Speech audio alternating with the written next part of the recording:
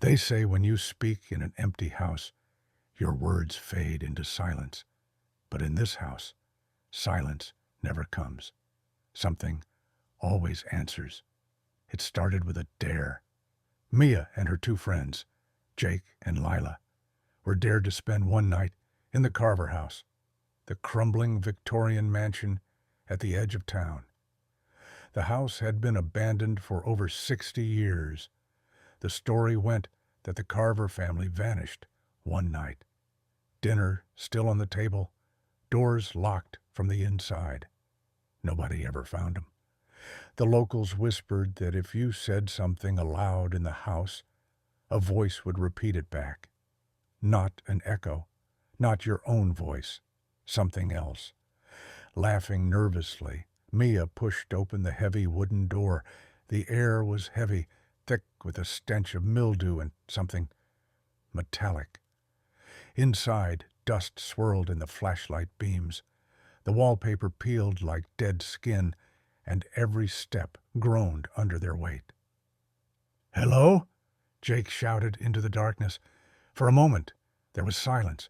Then, faint but clear, came the reply. "Hello." The three froze. That was just an echo," Lila whispered, her voice trembling.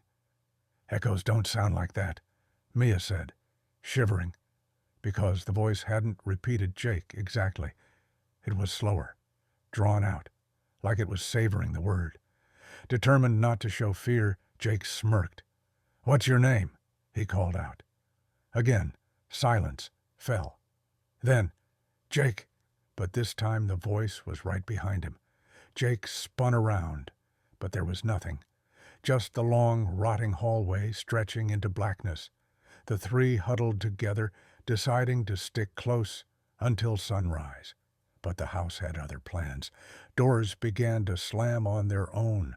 The wallpaper seemed to pulse, as if the walls themselves were breathing. And each time one of them spoke, the voice answered. Louder, closer, angrier. At midnight, Mia whispered, "We should leave." The voice immediately hissed back, "Leave." The front door they had entered through was gone. Not locked, not blocked. Gone. In its place was a solid wall of cracked plaster. Panic set in.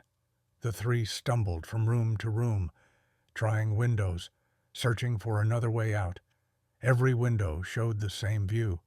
The dining room of the Carver house, set with 3 plates, 3 glasses, and 3 empty chairs.